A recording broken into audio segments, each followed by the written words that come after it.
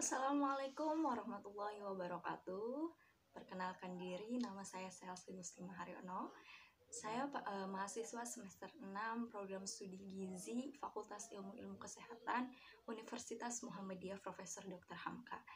Nah, di sini video ini saya buat untuk memenuhi tugas ujian akhir semester saya, mata kuliahnya Gizi Klinik Komprehensif. Konten atau isi dari videonya itu yaitu nanti akan ada persiapan, terus ada proses memasaknya, terus ada penyajian dan juga hasilnya. Yang pertama, persiapan memasak. Di sini kita persiapkan atau siapkan bahan-bahannya yang diperlukan untuk makan malam. Di sini ada rincian bahan-bahan yang digunakan untuk menu makan malam. Ada nasi putih 200 gram, minyak 10 gram, wortel 50 gram, ayam tanpa kulit 40 gram, buncis 50 gram. Selanjutnya ada tahu 115 gram dan juga pisang 115 gram. Selanjutnya di sini ada bahan untuk keselingan pagi. Ada susu rendah lemak dan juga ada apel. Rincian bahan-bahannya ada apel 139 gram dan juga susu rendah lemak 200 gram.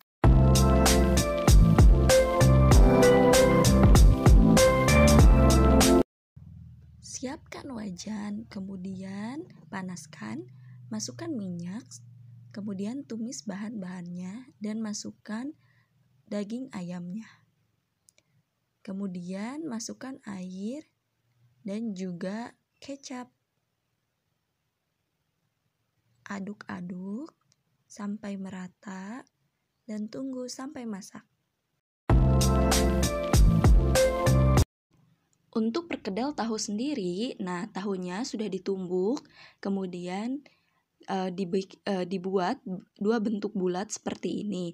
Lalu setelah dibuat dua bentuk bulat seperti ini, lalu digoreng ke dalam api yang panas. Tunggu sampai tahu berwarna kuning kecoklatan, lalu setelah kuning kecoklatan, tahu angkat kemudian tiriskan.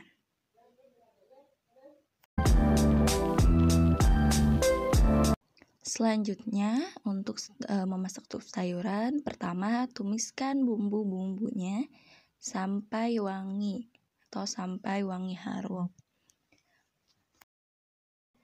Selanjutnya masukkan buncis ke dalam masakan tadi. Lalu aduk-aduk sampai merata.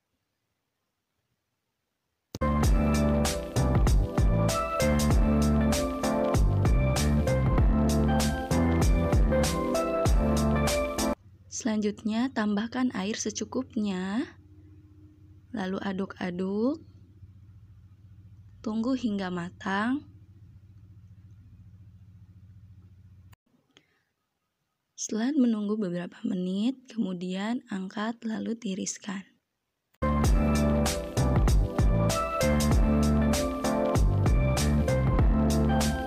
Nah, tadi kan sudah dilihat proses memasaknya.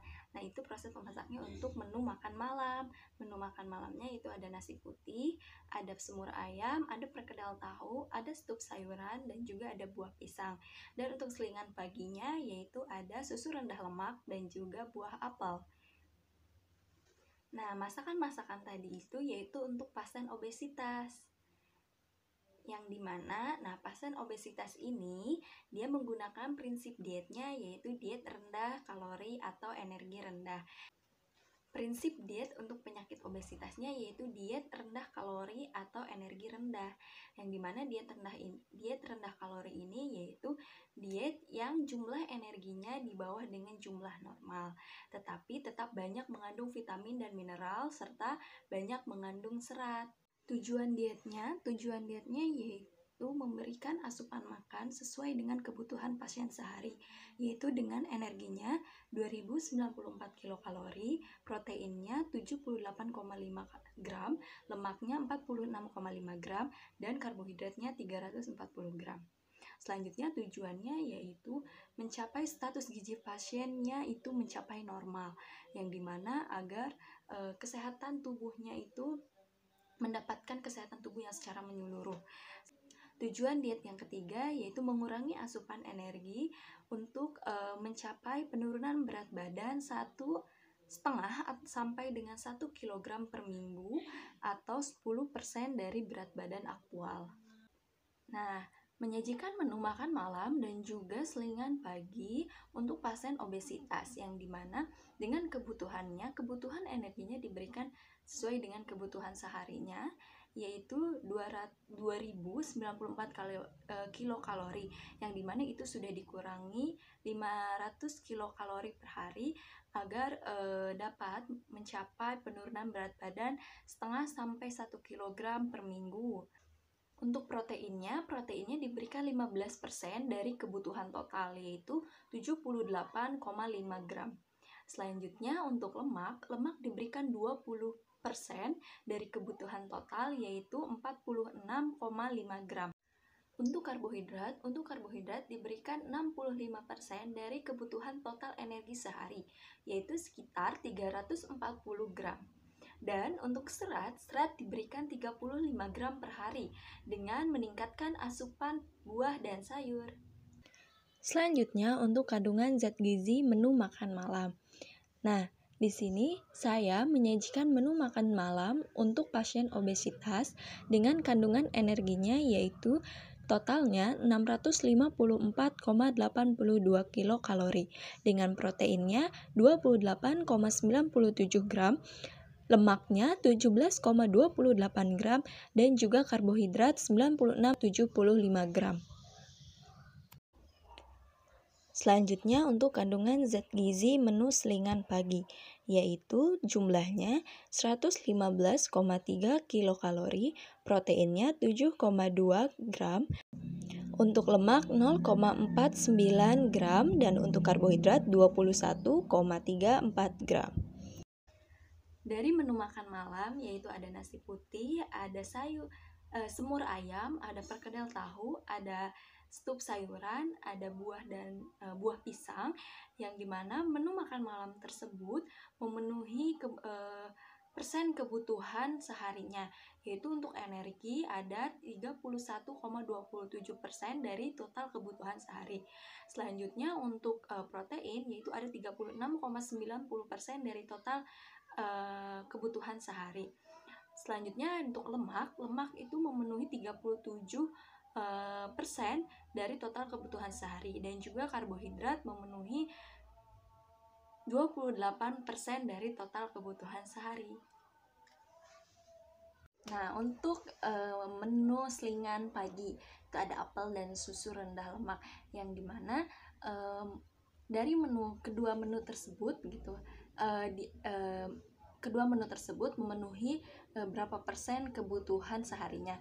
Nah, untuk kedua menu tersebut yaitu untuk energi 5,5%, untuk protein yaitu 9,2%, untuk lemak 1%, dan untuk karbohidrat 6,278%.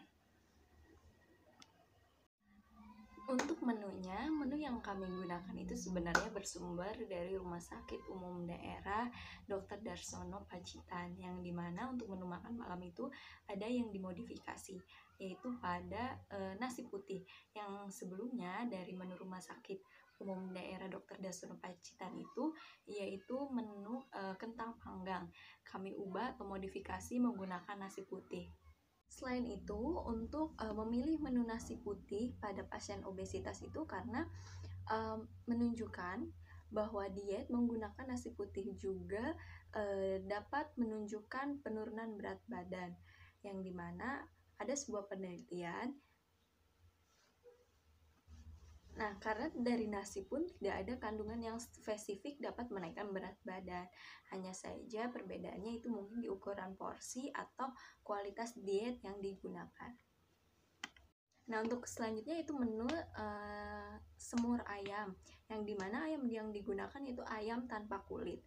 Ayam tanpa kulit ini termasuk ke dalam sumber protein rendah lemak, yang dimana untuk pasien obesitas sendiri, lemak itu dibatasi atau dikurangi. Nah, untuk menu perkedel tahu. Menu perkedel tahu kami pilih karena tahu Manfaatnya yaitu menurunkan kadar kolesterol jahat, yang dimana pada pasien kami untuk data biokimianya yaitu kolesterolnya di bawah di atas kadar normal yaitu tinggi, yang dimana dari tahu ada beberapa kandungan yaitu ada asam linoleat dan juga lecitin, yang dimana itu berfungsi untuk mengatur metabolisme tubuh sehingga membuang endapan kolesterol jahat di dalam tubuh. Nah, selanjutnya untuk setup sayuran, itu ada wortel dan buncis. Nah, alasannya karena untuk memenuhi kebutuhan serat seharinya. Makanya kami memilih sayuran buncis dan juga wortel yang dimana terkandung banyak mineral dan juga vitamin. Nah, untuk buah pisang.